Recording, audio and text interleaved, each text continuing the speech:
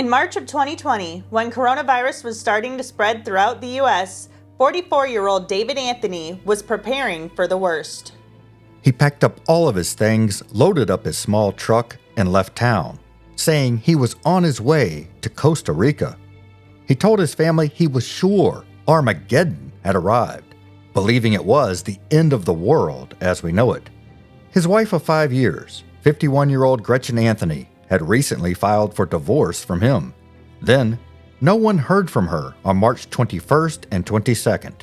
On March 23rd, her family members began receiving text messages from her phone number stating that she was at Jupiter Medical Center receiving treatment for a bad case of coronavirus. Gretchen was only sending texts to friends and family members. She was not talking over the phone. She didn't talk to anyone during this period of time, and eventually, people became very suspicious of what was going on, and they contacted the police. They became very suspicious as well, looked into it, and found out she had never checked in here at the Jupiter Medical Center. So what did happen to Gretchen Anthony? This is Twisted Crimes.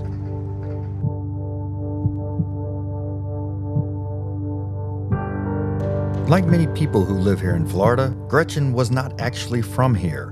She was born in Doylestown, Pennsylvania, and later made her way to New Jersey. She spent several years as a teacher in New Jersey before moving to Florida in 2006, where she taught at private schools for 8 more years before deciding it was time for a career change. She took a job in human resources for Viking Utility. She loved her job and made friends easily. She considered her friends at work to be her second family. David had a difficult childhood. He was tall and overweight, even at a relatively young age. Other kids made fun of him, and even though he loved sports, he often was not able to participate in youth leagues because he was so much bigger than the other kids his age. He grew up with a single mother, had low self-esteem because of his size. He was severely depressed and rarely struck up a conversation with anyone. He would hardly ever speak unless someone spoke directly to him. His family became concerned he was bipolar, but he would not take any medications at all for anything. People who are bipolar go through extreme mood swings and sometimes even extreme manic episodes that can last a week and require hospitalization. Instead of dealing with this problem with medicine, he committed himself to working out. It became his obsession. Eventually, he was able to turn most of his extra weight into muscle. He was about 6 feet 8 inches tall, which helped him earn a scholarship to play basketball for Eckerd College in St. Petersburg. Sometime after he turned 30, he turned his obsession with working out into a career, becoming a personal trainer at various gyms in the area. In 2008, Gretchen signed up to get some personal training with David, and they quickly realized they had a lot in common. They both loved to work out, and they both loved outside activities. David loved to kayak while Gretchen enjoyed paddle boarding, and David enjoyed being at the beach and heading out to go deep-sea fishing, while Gretchen loved spending time at the beach as well. Gretchen loved to help people, as she had done with her jobs through the years as a teacher and then in human resources, and David was someone who could use the help with his lack of confidence in himself. The problem was Gretchen was married to a man by the name of Jeffrey Dreyer. The two had dated for several years, then got married in 2007. They had a daughter together the next year. Friends say Gretchen was not really thrilled about being married to Jeff, but they were both trying to make it work for the sake of their daughter. By 2014, Gretchen's marriage to Jeff had come to an end, and she quickly started dating David. They got married the next year in Las Vegas. We're walking through the neighborhood where David and Gretchen lived while they were together. According to friends and family, the initial years of their marriage seemed to go pretty well. However, everything changed in the spring of 2017 when David, while working on his truck, experienced a tragic accident. The truck fell off the lift, landed on David. He was rushed to the hospital where it was determined he did suffer brain damage. Following the incident, he underwent rehabilitation, but friends noticed a change in his demeanor. In 2018, he had an episode where he believed the end of the world was imminent. Gathering an assortment of items, including pots, pans, 10 pairs of shoes, rice, and more, he prepared to leave town. Although he managed to step back from the ledge during this episode and return to a semblance of normalcy, those close to him recognized that something was wrong. It was suggested that he struggled with bipolar disorder, exhibiting a Jekyll and Hyde personality. David had a passion for sports, especially admiring basketball player Kobe Bryant. He even named his dog Kobe. The tragic death of Kobe Bryant in a helicopter crash deeply affected David, leading to an emotional outburst at work. His boss described his reaction as excessive, noting that he was inconsolable and even allowed him to leave work early that day due to the intensity of his grief. She would later say that it seemed as if David considered Kobe Bryant a real-life best friend. During their marriage, David was also spending thousands of dollars to be a part of a self-help group called Gratitude Training. It is a group many people have accused of being a cult. At one point, the group even had a page on its website dedicated to answering the question, is Gratitude Training a cult? Although, on the page they never really answered the question and never denied being a cult. The group has since removed the page, but we were able to find it on the Wayback Machine. The page rambles on about the definition of a cult and says the answer is simple. You decide. Which doesn't really sound like an answer. David didn't bother telling Gretchen how much money he was spending to take part in the gratitude training. He was also encouraging his clients at work to sign up for gratitude training, which was something his boss didn't appreciate. She asked him to stop talking about the group with his clients. It was one of the many issues he had at work. At the time, he was working here at Orange Theory Fitness in Stuart, Florida. According to an extensive story covering this case in the Miami New Times, his boss was a lady named Tabitha Hopkins. She said when he was on, he was really on. He was great. He had tons of energy. He would be the first person to show up at the gym in the morning. People loved taking fitness classes with him, and he did an incredible job. But the problem was his Jekyll and Hyde side. That bipolar side would show up sometimes and would cause him problems. Tabitha said, quote, he was an excellent Orange Theory coach, but his moods were up and down, and he wasn't manageable. He was difficult. I cared about him so much because he was so talented. He was great. But it was a constant chess game with him. There's no in-between with him. Basically, you never knew what David you were going to get. End quote. According to the Miami New Times, David was fired at least twice for his aggressive behavior, especially toward women. Tabitha hired him back after he talked her into meeting him for coffee. He told her he was going to self-improvement workshops and working on controlling his temper and mood swings. She gave in and decided to give him yet another shot. The final firing occurred on February 24th because he didn't show up to work that day and left his client standing outside with the door to the business locked. When Tabitha asked him about it, he exploded and started screaming at her. It was at that time she fired him for good. What Tabitha didn't know at the time was just 8 days earlier, David had been arrested after someone had called the police on him for being armed with a knife during a support group meeting he was attending that evening. When police arrived, David was in no mood to cooperate with them. Give me a reason. It's for our safety. Give me a reason to be today. For our safety. Give me a reason. Tell me what. For what? Put your hands back. Do not move. You're gonna get tased. All right. I'm going down. I'm going down.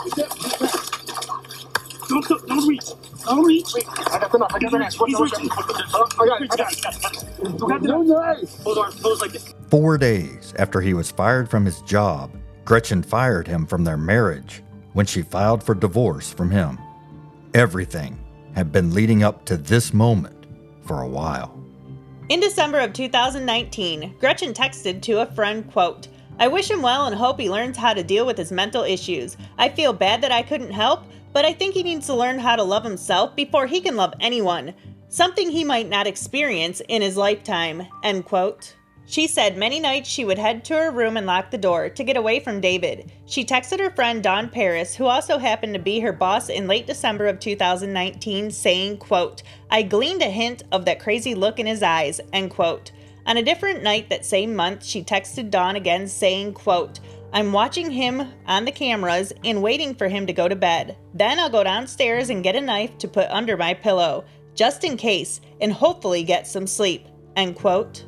Then, on the night before Christmas of 2019, when all through the house, David wasn't stirring, but visions of a violent, scary, crazy husband danced in Gretchen's head when she found David's backpack and started looking through it. Inside was her wedding ring, her credit cards, her passport, her driver's license, as well as some cash. She texted Dawn again this time, telling her she had become very afraid of her own husband. A few days later, she decided she was done with David for good. She threw him out of her house, changed all the locks, and put up security cameras. They both started dating other people after the split. Then, on March 7th, the woman he was dating set up a nice date night for a paint and sip class. At the class, they would sip on some wine while a teacher would explain to students how to create a canvas painting. David took this as an opportunity to reach his hand up the shirt of his date. When she stopped him, he was furious. He stood up and screamed at her in front of everyone in the class, then angrily marched outside. But he didn't have a vehicle. He had gotten a ride to the class with his date. So she ended up driving him back to her house to get his truck. When they got back to her house, she was shocked to find David's clothes all over her house. His clothes were on the dining room table and laid out on her bed. He had placed food in her freezer, and his dog, Kobe, was walking around in her backyard. It seemed as though he was moving in without ever bothering to mention his plan to her. She locked him outside while she got all his stuff together. He was yelling from outside of the house and pounding on the door and windows. She called the security company that worked for her neighborhood, and they were able to get David to leave. Just 1 week after that incident, David showed up at Gretchen's house sometime after midnight on March 15th while she was asleep. He was able to wake her up and kept yelling at her from outside. She eventually let him in so he would not disturb the entire neighborhood. Later that same day, he had another encounter with the police. A week before Gretchen's disappearance, David showed up here, harassing young women. This is called Two Drunken Goats on Riviera Beach, Florida. Now, police body cam footage indicates that his truck would have been parked in the spot where this Ford Expedition is parked right now. Police grabbed him in this area here. He was sweating profusely. He was talking to girls that were around the age of 15 and apparently following them. He had black electrical tape on his license plate. He was making the 6 look like an 8. He told police that his daughter had done that, messing around, his stepdaughter. Now, police were behind this post right here and came out to him. They told him to get on the ground. He reached into his vehicle and they grabbed him. When police searched the vehicle, they found a Bowie knife on the floorboard of the passenger seat. Apparently was what he was reaching for. Here's a look at some of that body cam footage now. Pick it up. No, get No. down. I'm standing up. Get. My leg. Turn around. Get out! Now! Get out!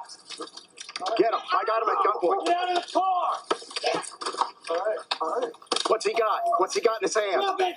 Drop it! Whatever it is, drop it! Just 8 days later, friends and family members of Gretchen began to receive strange text messages from her. Tested positive for coronavirus early this morning. That's the bad news, but I'm at a CDC coronavirus treatment facility that only handles COVID cases. The good news is that my blood type has potential to be used in the cure.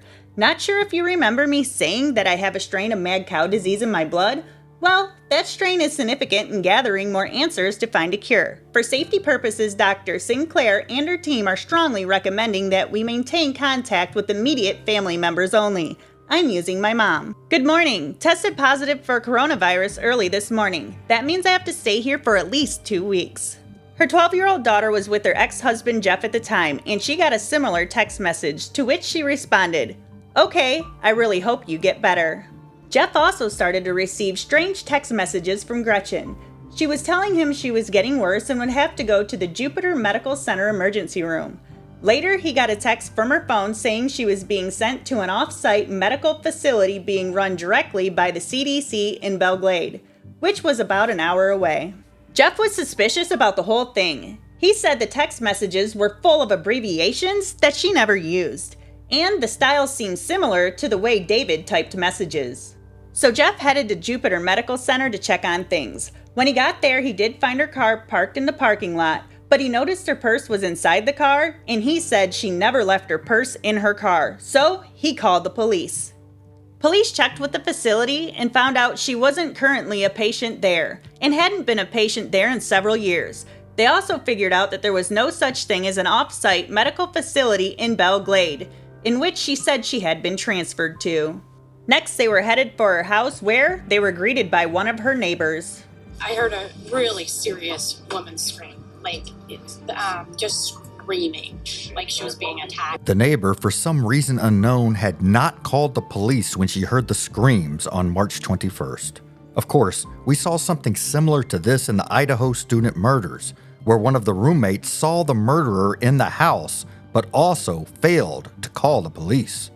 Dr. Catherine Coleman, who is a police and public safety psychologist in Arizona, told Fox News about the Idaho case, quote, "When a person goes through trauma, they are going to experience fight, flight, or freeze. Most people in their entire lives won't have to deal with this type of trauma and won't mentally prepare for it. Trauma becomes more difficult to process when it's something that is so far outside of our consciousness, it doesn't seem to make sense to us. In this case, no one ever thinks they're going to have this man come into their home and brutally stab their roommates," end quote. The same can hold true in this situation.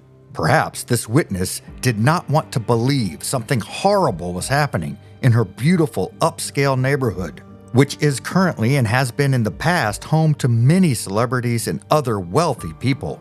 As officers began to look around, they noticed a white bleach-like substance all over the driveway outside of the garage. When they made their way into the garage, the smell of bleach was overpowering. In the lanai area, separating the house from the garage, they noticed a key was broken off in the lock of the door to the house. When they got inside the house, they found towels with stains on them on top of the washing machine, a broken picture frame on top of the stairs, and shards of glass on Gretchen's bed. When police canvassed the neighborhood, they talked to other neighbors who had seen what they described as a black Nissan pickup truck parked outside Gretchen's garage door on the same day the neighbor had heard the screams. One of them had even taken a picture of the truck, which they shared with the police. It looked exactly like David's truck. Police brought in a cadaver dog.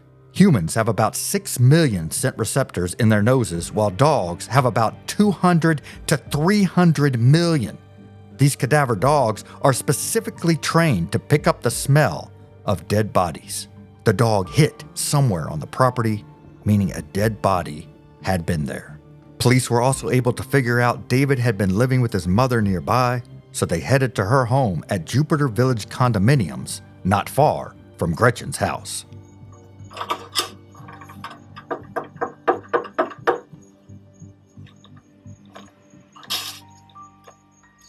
Jupiter Police. Jupiter Police. Hello. Hi. Hi, Jupiter Police. Sorry to bother you. Yeah. Is David home? No. Okay. Are you his Mother. Okay. All right. We're just trying to get in touch with him. It's involving his wife. I think they're separated, Gretchen. Right. Okay. Have you heard from David recently? No. Is he staying here? No. I say that because Gretchen's been in touch with me because she's in the CDC center. She has the virus. Okay. What CDC center is she at? I don't know. She texted me this morning and said she was in there. Why? What's going on? She didn't say where she was. She just said she was at a CDC center. I have the text. Would you like to see it? I would love to. Thank you. All right. No problem. Wow. That's the same text here. Okay. This is Gretchen's. Sorry, I know everybody's paranoid That's about okay. stuff. This is It's Gretchen, Gretchen's. okay. I'm not sure if you heard, but checked in the ER Tuesday morning and testified. That's bad news, but I've been transferred to a. Can you scroll up? Oh, I thought you would, but. Okay. Went to a CDC coronavirus treatment facility that only handles coronavirus cases. Quarantined here for at least 2 weeks. Given the house is. Okay, can you scroll up a little bit more? Yeah. He got into trouble a couple weekends ago because he all of a sudden decided he was going to go to Costa Rica and this and that, and it's a long story. But anyway, long story short, I had his dog because I got it out of the pound, and that's why he came by to get his dog. But he didn't say nothing or nothing, so we haven't really been speaking. When was this? He came and got his dog. What's today? Today's Wednesday? Yesterday. Yesterday. Okay. Why, what's going on? You're scaring me. Well, I don't know. I watch a lot of criminal shows, so this is like spooky. I don't know, yeah. So her family, Gretchen's family, Yeah, received a similar text like that this morning, right. and they're saying it's not like her. It's very odd, and that she would not be sending a text like that, and then her phone's off right now. So, and there's some other odd circumstances too. So, can you try calling David? I don't know. Have you tried reaching out to him recently? Well, what's weird is I was mad at him, so I had turned off his phone. David was heading out of the country, and he had a head start on the police of several days. Police got in touch with David's cell phone company and found out he was in Pensacola, Florida, about 600 miles away from Jupiter. When they pulled Gretchen's phone records, they realized her phone was also in that area. They began checking with pawn shops along the way, which, according to Nancy Grace, is a normal thing for police to do. She said, quote, "When you can't find a witness, you can't crack a case, there's two places to go. One, the county jail, because somebody knows something. Number two, the pawn shops. You go straight to a pawn shop and usually they're very heavily monitored," end quote. Police did find footage showing David selling women's jewelry at a pawn shop. Police interviewed the owner of the shop, who said David came in alone with his dog and told him he was selling jewelry from a family member who had died from, you guessed it, COVID-19. There was no sign of Gretchen on the surveillance footage. After that, there were no signals from either phone for a while. They had been turned off. Then suddenly, they were turned back on near the Texas line. A little later, they were turned off, then back on again up near Dallas. Eventually, there were pings from the phone near El Paso, and then later a ping in Las Cruces, New Mexico. During this time, police were also able to figure out that David Anthony had not always been known by that name. Back when he was on that basketball scholarship, his name had been David Anthony Deutsch. In 1997, while he was in college, he showed up at a Blockbuster video store and robbed the store while holding a squirt gun in his hand. Workers were tricked into thinking it was a real gun. Deutsch was arrested, and during the arrest, he assaulted a police officer. Somehow, he was able to work out a deal where he would serve very little time, and when he got out, he changed his name to David Anthony. Jupiter Police Detective Jared Kennerson contacted the El Paso Police Department and told them to be on the lookout for David and his truck. It did not take El Paso Police long before officers saw his truck loaded up with all sorts of things in the bed, and they pulled him over.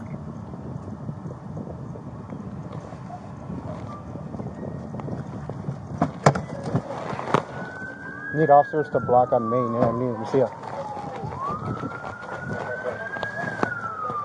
Hands out the vehicle! He rolled up the window, thank Driver!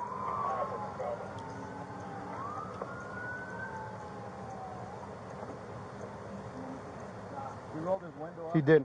Put your hands up! Hands up! Hands up so I can see him. Keep him up for me, please. Go ahead and place your keys on top of the truck. Keep your hands up. Put them up. Walk towards me. Go ahead and stop. Who else is in the car with you? My dog. Turn around. Keep your hands up, please. Take a step back. Step to your left. Another step, please, to your left. Take it. Hey. Right there. Yeah, I'm moving on you. Somebody I got it. Put your hands behind your back.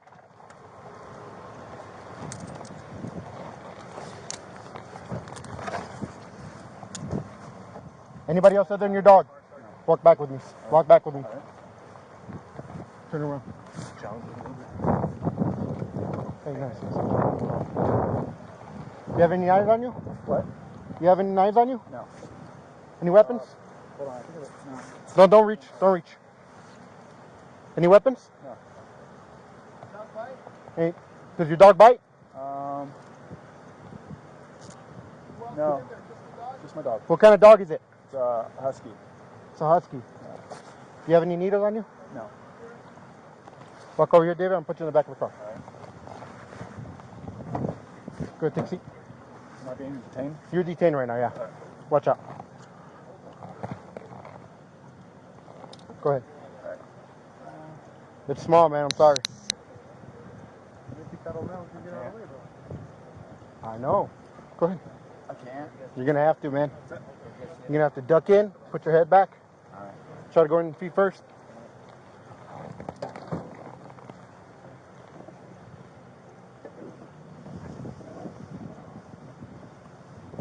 There you go. I had 7 knee surgeries and a shoulder injury. I'll try to get you out of here as fast as possible, man. For now, you got to go in. So he still might have a phone on him? He still might have it on him. All I got was ID. Okay. That's him. Okay. Yeah, well, there may be extra phones. I don't care. Extra phones as long as they stay in the truck and go with the truck. We'll get those later. Okay, so you want us to ask him where his phone is then? Yeah, his cell phone. And then, like I said, we have the number if we need to call it to verify he's giving us the right one. Okay. Mr. Anthony, right now you're being detained for an investigation that's going on in Florida, okay? That's all I know. That's all I can tell you. You're not going to leave here until you talk to some detectives that are on their way. Any questions? Okay. You want the window down or up? What in Florida? I have no idea, man. Do you want the window down or up? It's hot. Down. Okay, I'll do that for you. Police did not have enough evidence to hold him for the murder of Gretchen, but they did keep his truck along with everything in it. They let him walk away, along with his dog, Kobe. I can't get my walking stick out of the truck, right?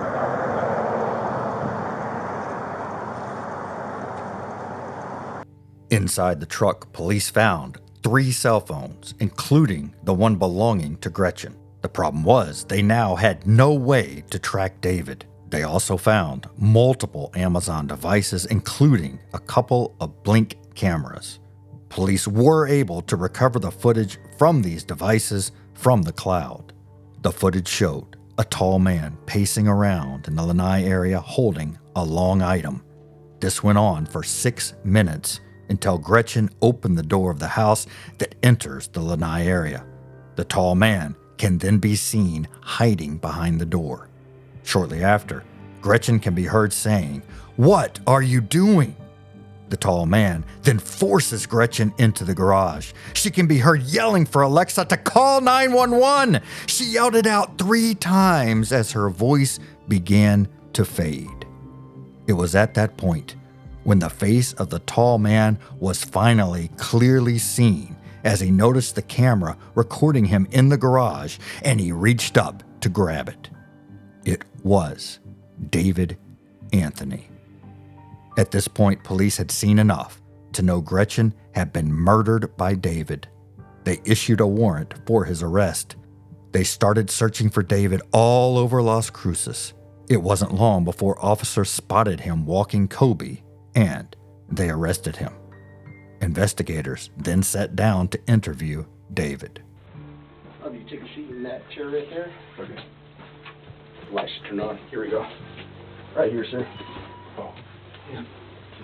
Oh, yes, sir. Just We have obtained enough evidence to obtain a warrant for your arrest for murder. Okay? I want you to understand that. She's alive. I want you to understand that. And what's most important to us right now is to find out where she is. Yeah, I'd like to be able to tell you where she is. Okay. But I don't have that information. I'm going to have to ask her. You have to ask her? Okay. So listen. I told you that we've been working since Thursday. There's a team of 10 detectives who are working. We worked every single day, almost all day and all night. Okay? There were search warrants written, and we gathered a lot of information that I'm sure you're not aware of. Okay, and I want to let you know that. Okay? What information? There was a neighbor that heard the entire incident on Saturday morning at 6:30, who lives across the way. I want you to think about that real quick. What incident? The incident that occurred at Gretchen's home. You have to give me more information. Okay. There is a neighbor who observed her driveway covered in a bleach or cleaning product, drenched, coming out of the driveway, coming down the driveway and out of the garage. What does that have to do with me? You don't know anything about that? That's why I'm asking you. Okay. Your vehicle on that morning, your truck, your Nissan black truck, with the gear in the back, with the tarp over the top, and with the bicycle hanging out the back, was at Gretchen's home Saturday morning at 6:30 in the morning when this incident occurred. Were you at Gretchen's residence last Saturday at 6:30 in the morning? You just told me they stole my vehicle, so... I did. I'm asking you to be truthful with us and tell us what happened. In the email, I and was explain. completely truthful with everything that's going on right now. Okay. And this is like dealing with deep pockets here. You know, there's a lot more to this than Okay. just, you know.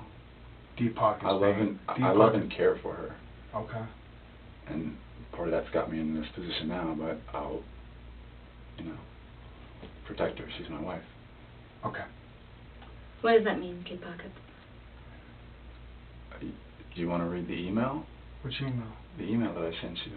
I read it. Yeah. I did. And Did you talked read about it? Mm-hmm. About the utility? Yeah. Utility? About Viking Utility. Yeah, and they were just merged or bought by Danella, Okay. which has political ties to the current administration, Mm-hmm. and they'll do anything to... So what does that have to do with you being at Gretchen's house Saturday morning? I don't know the question. You just asked me something. I don't know. What does that political deep pockets have to do with you being at Gretchen's house Saturday morning? Well, I'm asking you to explore all options, that's all. Like, this is like, Mm-hmm. you know, Absolutely. if you know, you have the ex-husband involved, Mm-hmm. you know, you know, she likes drugs. You know, at one point, she mentioned she's like seeing 22 guys. You know, she's got notes. You have the safe in the car, right? You got that? You got that, right? Mm-hmm. Yeah. Right. So, and you know, if you have her phone and unlocked her phone, you'll see, you know. Well, why do you have her phone? So, I have her phone. Well, she had her phone. Mm-hmm. So she was traveling with me. Okay. Up until El Paso. And then what happened? Someone hacked her account. Someone was searching her phone. So. Well, if you were with her in El Paso, how did you become not to be with her? We were driving separate vehicles, so she bolted. What car was she driving? I'm not. Like I said, I'm going to protect her and her whereabouts because everyone can be bought. And as much as I know you guys are doing your job, I don't know. I've seen the other end of manipulation of information to skew and or to try to shape an objective. And so Gretchen's home has cameras throughout it. Were you aware of that? This is the first one knowledge. The first time? Mm-hmm. First time? Mm-hmm. Because they're in your car. What are? Her cameras. No, they're not. The blank cameras? There's blank cameras in your truck. And they're mine. Okay. They're yours because they came from Gretchen's house, or they're yours because you bought them somewhere else? They're mine. They're yours. So you're familiar with how Blink works? Mm-hmm. Okay. So Blink is a web-based system, right? Mm-hmm. Okay. So you can destroy the cameras all you want. Mm-hmm. And there's still data and stored cloud storage from Blink. Do you understand that? That's what you're telling me, so yeah. Okay. There's video of you, David, at Gretchen's home on the morning of Saturday, last Saturday at 6:30 a.m.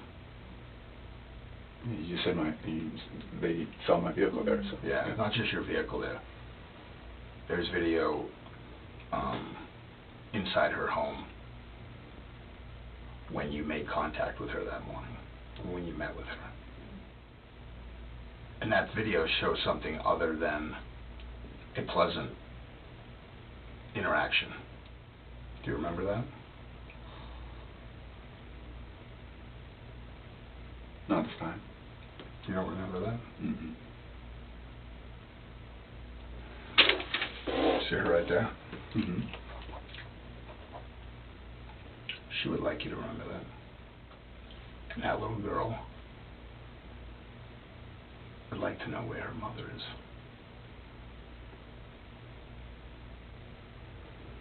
Like I said, we split up in El Paso, so you have to ask her. She didn't make it to El Paso. You'll have to ask Gretchen. Gretchen didn't make it to El Paso. She didn't go to El Paso with you. And then why are we having this conversation? Because we are trying to find that little girl's the whereabouts of her mother. I told you where she was.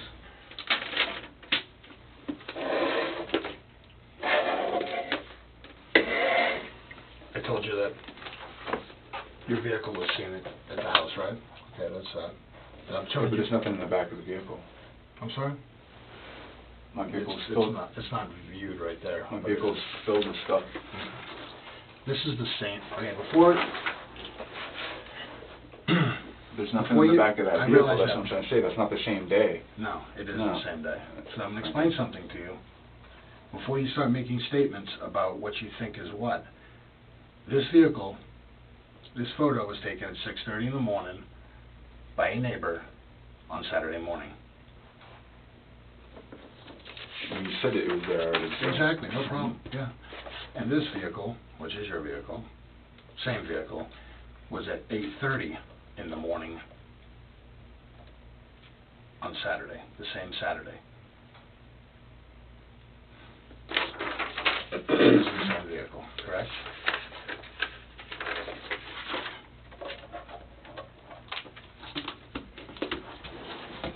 I'm going to show you a few other things to see if you can recollect your knowledge of that day.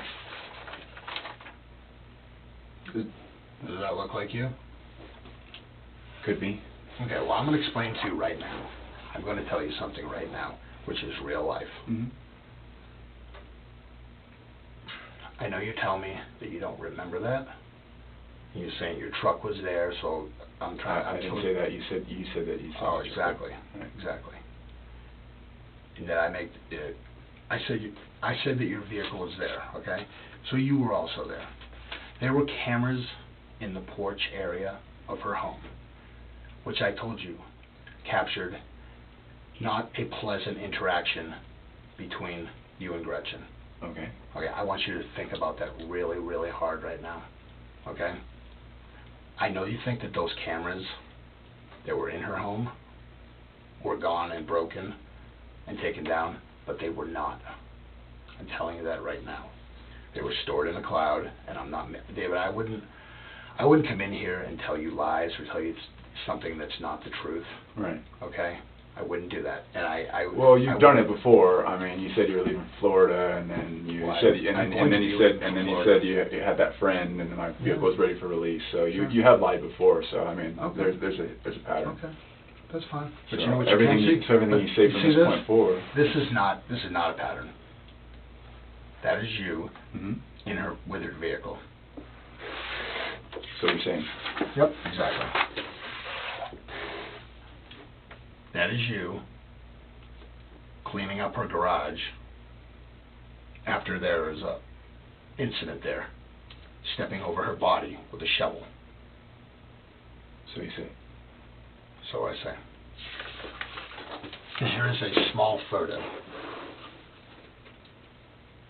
of Gretchen, deceased, with your face up here. That doesn't look like Gretchen. It doesn't look like Gretchen? Gretchen's alive, I told you that already. David, we really don't need you to tell us what happened, because we already know what happened. It doesn't matter to us. We have that. We have what happened. Then what are we What we doing? need to do Then what are we doing? is find her. Then what are we doing? He's telling you. Well, We know what happened because the video tells us what happened, right? Okay.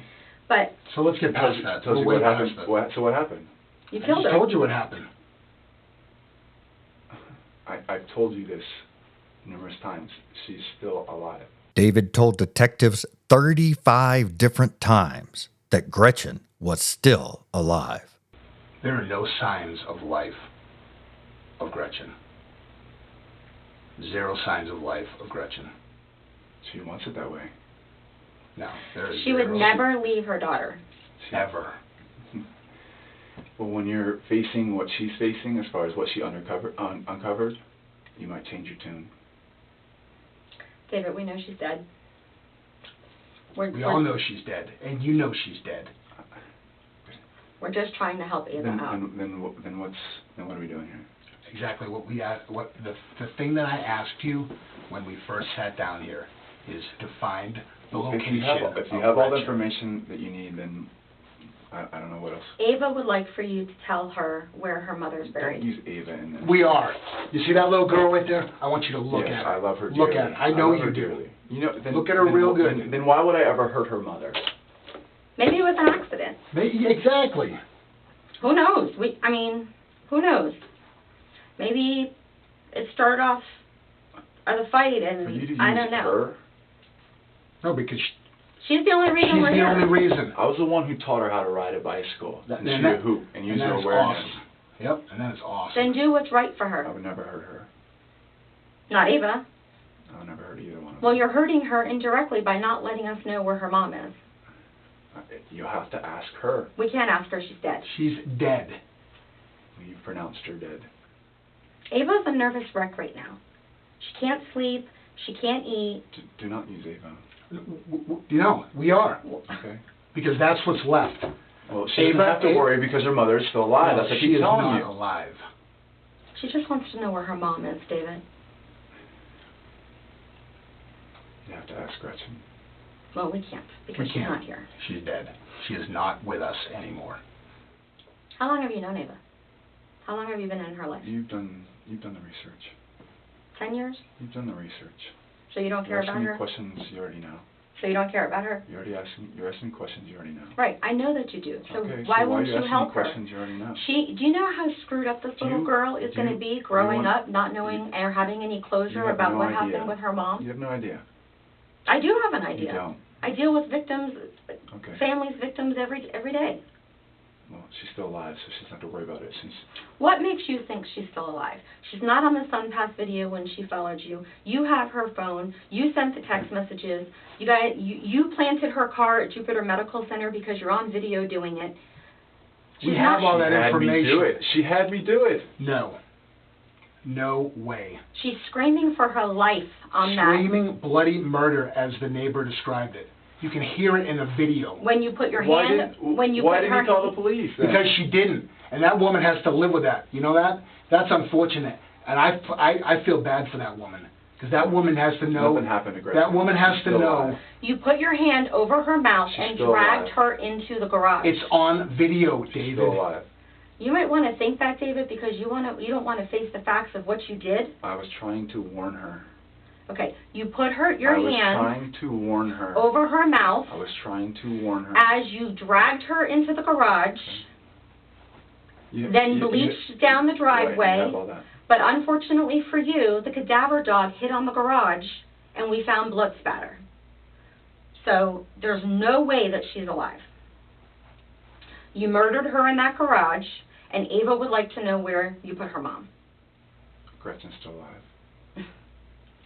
Do you really believe that? No, she's not, David. She is. You believe that, truly? I made contact with her 2 days ago. No. You didn't. No, you I didn't. didn't. How? Tell us. Let me tell you. How? You said you I'm gonna did, so protect prove it. No, I'm not gonna. I have no idea who you're working for. Zero. I work for the Jupiter yeah, Police it doesn't mean Department, anything. and you know what? Police I can be explained bought. that. No, I Yeah, can't you can't be bought. Everyone can I be bought. can't be You can't be bought. bought. David. I'm gonna protect her. So. Well, you can protect her all you want, but she's dead, and you're She gonna is dead. and you're being arrested for her murder. And Ava will never forgive you. And she will never, she might not ever find out where her mother is. The last possible thing that you can do for that little girl is give her closure. Yeah, she's still alive. No, she is not. Police still faced a big problem. They still haven't found Gretchen's body. So they initially charged David with second-degree murder since they didn't have a body, and they handed it over to a grand jury. The grand jury decided to bump up the charges to first-degree murder, which could potentially carry the death penalty. It was at this point when police met with the family members of Gretchen, and they said they would be willing to take a deal to get the body back. They didn't want her body just out here with no one ever finding it. So they met with David's defense attorneys. They were able to work out a deal. They would agree to charge him with second-degree murder. He would get 38 years and be eligible to get out of prison. And he's 81 years old. He agreed to this deal, and then he admitted what police already knew, which was he was guilty of killing his wife.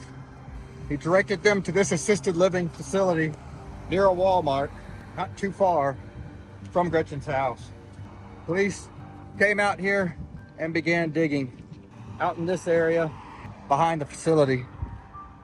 And somewhere to the left of this large tree, around where that hill is sloping, they found the body of Gretchen Anthony. It actually happened to be on December 21st, which was exactly 9 months after the murder, and they dug up the body of Gretchen. We feel really bad for her daughter, who was 12 at the time, and for her family and friends. And she did a lot of right things at the end there. She's not someone who made a lot of bad decisions at the end. She actually filed for divorce. She threw him out of the house. She changed all the locks on the house. She put up a security system. And then I thought the decision to call out for Alexa to call 911 was pretty quick thinking. Unfortunately, it wasn't set up to do that at the time. And unfortunately, he knew her routine, her hours. He knew where he could wait for her, where he wouldn't actually have to get into the house to grab her. And just such a sad ending. We appreciate you all watching and hope you'll join us next time.